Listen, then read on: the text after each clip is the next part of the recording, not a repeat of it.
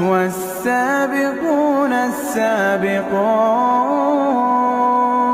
أولئك المقربون